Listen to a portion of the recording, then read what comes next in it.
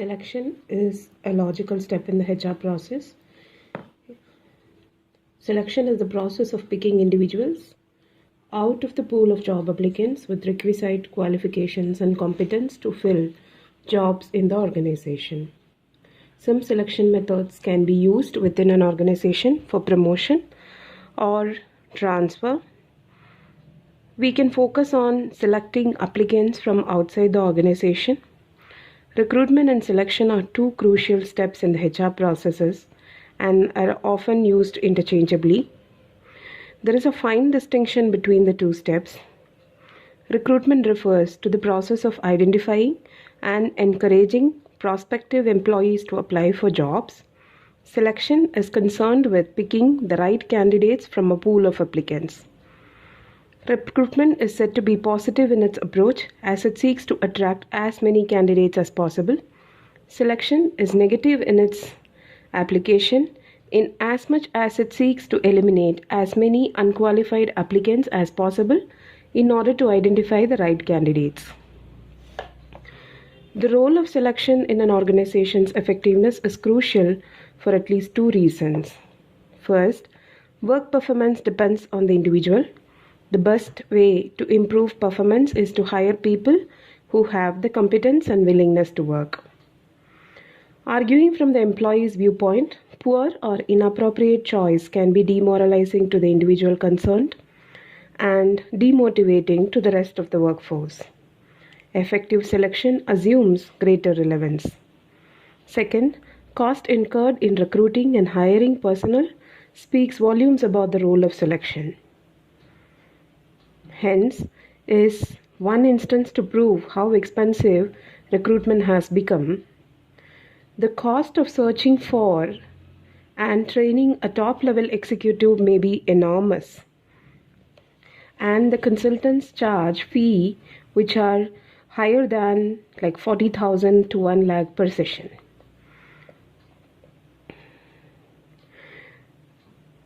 There are 4 possible outcomes of a selection decision. 2 of these, true positive and true negative, are right selection decisions. The other 2 outcomes represent selection errors.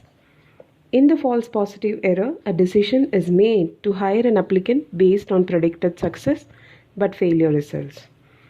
In false negative error, an applicant who would have succeeded is rejected based on predictions of failure. In either case, selectors will have erred. They may remember that the selection successes will be written in sand and failures in stone. A company with a false positive error incurs 3 types of costs. The first type is incurred while the person is employed. The second type of cost is associated with the training, transfer, or terminating the services of the employee. The cost of replacing an employee with a fresh one, cost of hiring, training, and replacement constitute the third type of cost. Generally, the greater the cost of the selection error. In case of false negative error, an applicant who would have succeeded is rejected because of the predicted failure. Most false negative errors go unnoticed except when the applicant belongs to a reserved category and files a discrimination charge. Costs associated with this type of error are generally difficult to estimate. A careful selection will help firm avoid costs associated with both false positive error as well as false negative error. The basic hiring process was performed in a rather unplanned manner in many firms. In some companies, each department screened and hired its own employees. Many managers insisted upon selecting their own people because they were sure no one else could choose employees for them as efficiently as they themselves could. Selection is now centralized and is handled by the Human Resource Department. This arrangement is preferable because of the following advantages. It is easier for the applicant because they can send their applications to a single centralized department or agency. It facilitates contact with applicants because issues pertaining to employment can be cleared through one central location. It helps operating managers to concentrate on their operating responsibilities. It can provide for better selection because hiring is done by specialists trained in staffing techniques.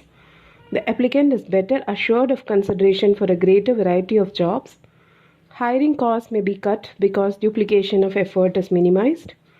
With increased government regulations on the selection process, it is important that people who know about these rules handle a major part of the selection process.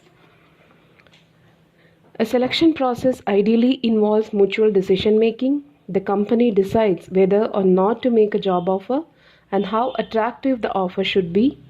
The candidate decides whether or not the firm and the job offer fits his or her needs and goals. In reality, the selection process is highly one-sided. When the job market is extremely tight, several candidates will be applying for a position and the firm will use a series of screening devices to hire the candidate it feels is most suitable. When there is a shortage of qualified workers or when the candidate is a highly qualified executive or professional who is being sought after by several companies, the firm will have to sweeten its offer and come to a quicker decision. Selection is a long process commencing from the preliminary interview of the applicants and ending with the contract of the employment. Selection procedure for senior managers will be long drawn and rigorous, but it is simple and short while hiring shop floor workers. Selection is influenced by several factors. More prominent among them are supply and demand of specific skills in the labor market, unemployment rate, labor market conditions, legal and political considerations, company's image, company's policy, human resource planning, and cost of hiring. The last three constitute the internal environment and the remaining form the external environment of the selection process. Preliminary interview helps reject misreads for the reasons which did not appear in the application forms. Besides, preliminary interview, often called as the courtesy interview, is a good public relation exercise. Job seekers who pass the screening and the preliminary interview are called for tests. Different types of tests may be administered depending on the job and the company. Generally, tests are used to determine the applicant's ability, aptitude, and personality. Aptitude tests help to determine a person's potential to learn in a given area. Preliminary tests are given to measure a prospective employee's motivation to function in a particular working environment. Interest tests are used to measure individuals' activity preferences. Graphology test is designed to analyze the handwriting of an individual. It has been said that an individual's handwriting can suggest the degree of energy, inhibitions, and spontaneity, as well as disclose the idiosyncrasies and elements of balance and control. Polygraph tests are designed to ensure accuracy of the information given in the applications. Department stores, banks, treasury offices, and jewelry shops may find polygraph tests useful. Medical tests reveal physical fitness of a candidate. With the development of technology, medical tests have become diversified. Drug tests help measure the person's presence of illegal or performance-affecting drugs. Genetic screening identifies genetic predispositions to specific medical problems. Medical servicing helps measure and monitor a candidate's physical resilience upon exposure to hazardous chemicals. Each of these tests can be chosen based on the criteria of reliability, validity, objectivity, and standardization. The test results should serve as only one of several criteria in the selection decision. When two or more people can interpret the results of the same test and derive the same conclusions, the test is said to be objective.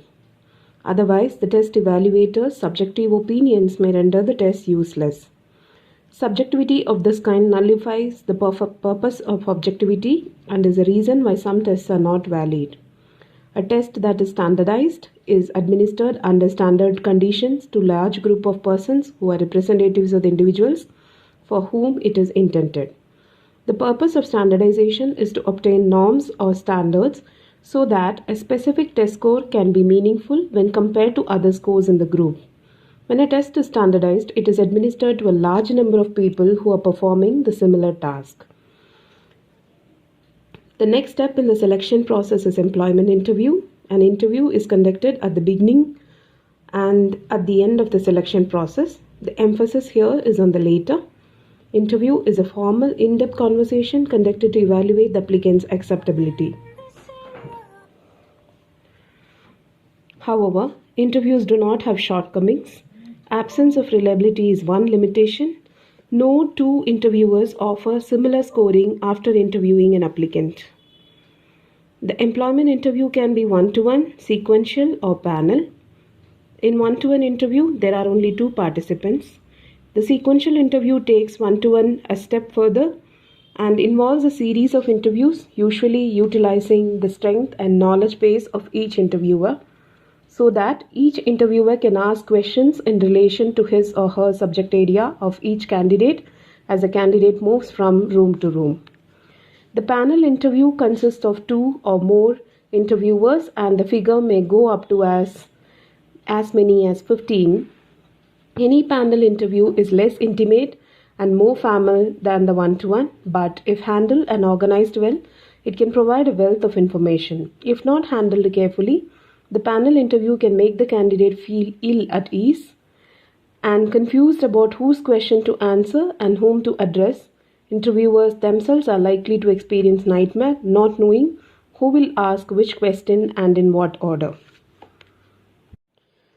Interview has at least three objectives: helps obtain additional information from the applicants, facilitates giving general information to the applicants such as company policies, job, products manufactured and the like, helps build the company's image among the applicants.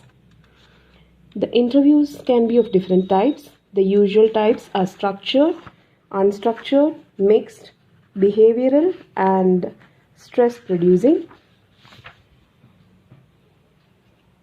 The structured interview, the interviewer uses a preset standardized questions which are put to all applicants, while in the unstructured interview, rarely questions are put by the interviewers.